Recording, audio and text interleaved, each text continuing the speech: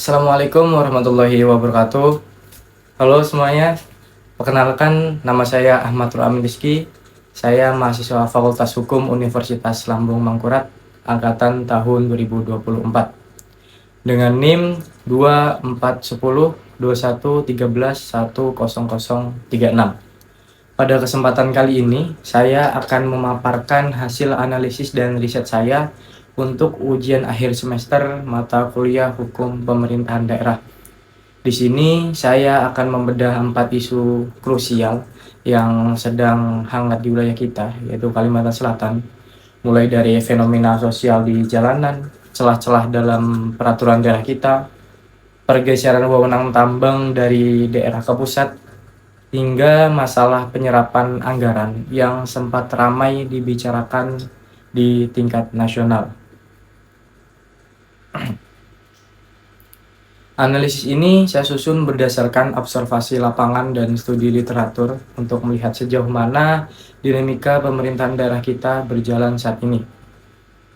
Ya, langsung saja kita masuk ke pembahasan kita yang pertama, yaitu fenomena parkir liar dan paogah.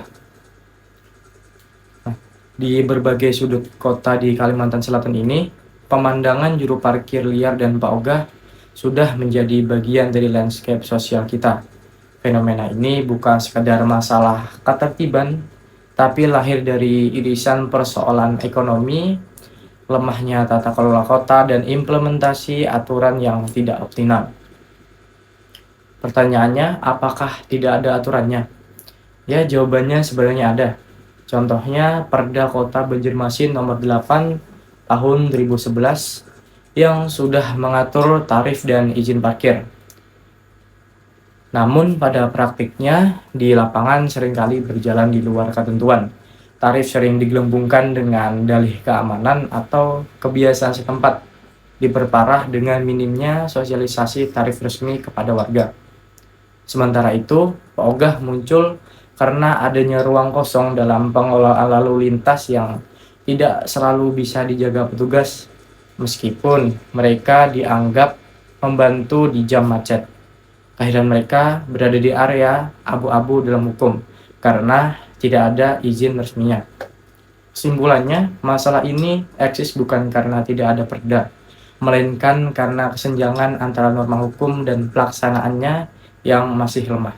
Kemudian yang kedua yaitu kekosongan dan konflik hukum di Kalimantan Selatan. Kalimantan Selatan mengalami dinamika ekonomi yang cepat, namun sayangnya seringkali tidak dibarengi dengan pembaruan regulasi yang memadai. Ada 3 kondisi yang kita temukan. Yang pertama yaitu kekosongan hukum, kemudian yang kedua kekaburan aturan, dan yang ketiga yaitu hingga konflik regulasi. Kita bahas di yang pertama yaitu dalam hal parkir liar.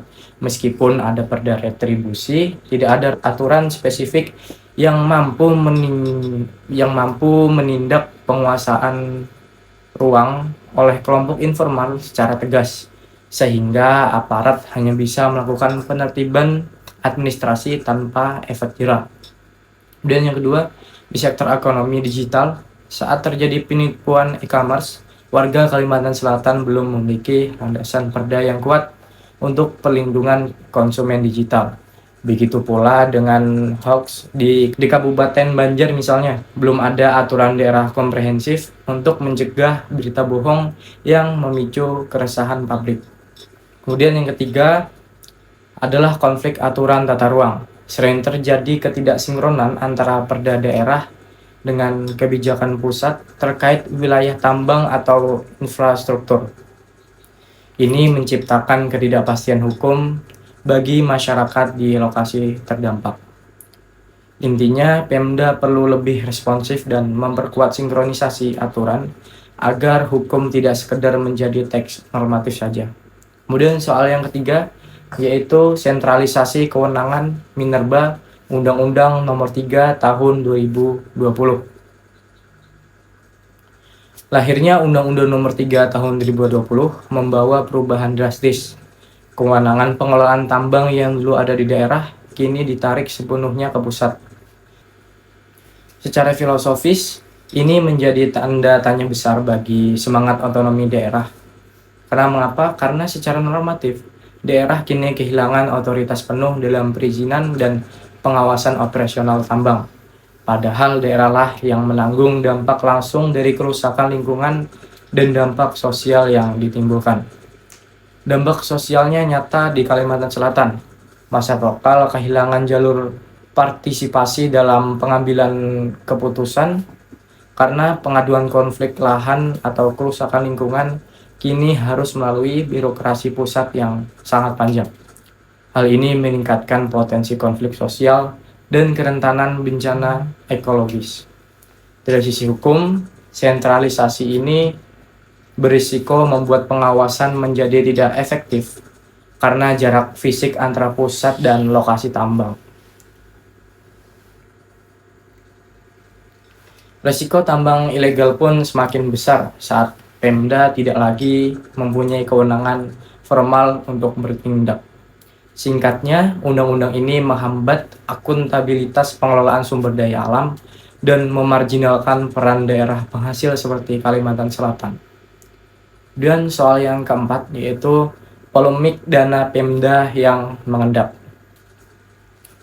Terakhir, kita membahas tudingan Menteri Keuangan Purbaya Yudi Sadewa mengenai dana Pemda triliunan rupiah yang mengendap di bank.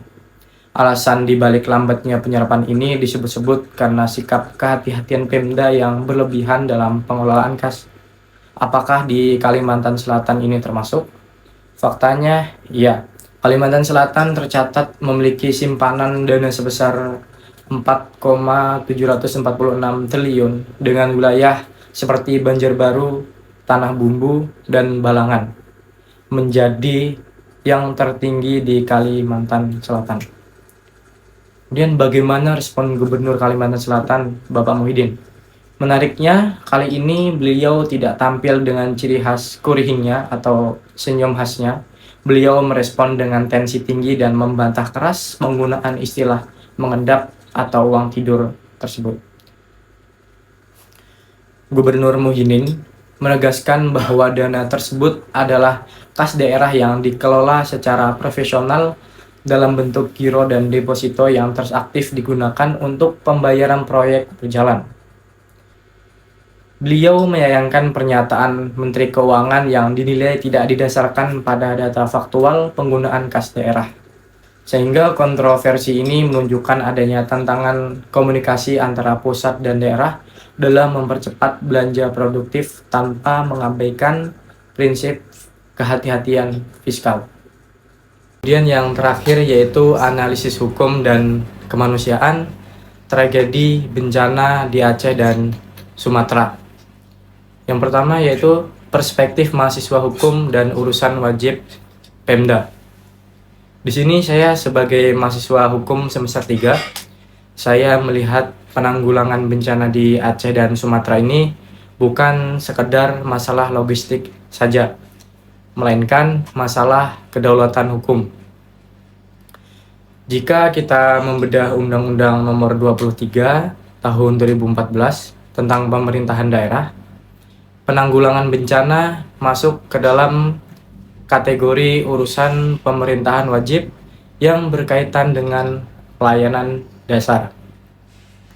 Yang mana artinya negara tidak punya alasan untuk absen. Bencana adalah ujian bagi efektivitas otonomi daerah. Dan menurut pasal 18 Undang-Undang 1945 memang mengamanatkan daerah untuk mengatur rumah tangganya sendiri. Namun dalam kondisi anomali, otonomi tidak boleh dijadikan sekat birokrasi bagi pemerintah pusat untuk melakukan pembiaran. Hubungan pusat dan daerah dalam hukum, kita harus bersifat kooperatif, bukan justru saling lepas tangan ketika krisis terjadi. Kemudian yang kedua yaitu dilema yuridis status bencana nasional. Pertanyaannya, mengapa pemerintah pusat sangat sulit menetapkan status bencana nasional?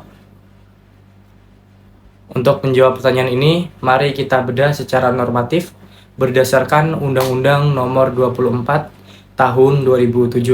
Penetapan status ini secara otomatis mengalihkan seluruh tanggung jawab komando, pengarahan sumber daya manusia, hingga beban anggaran dari APBD yang terbatas ke APBN yang jauh lebih besar.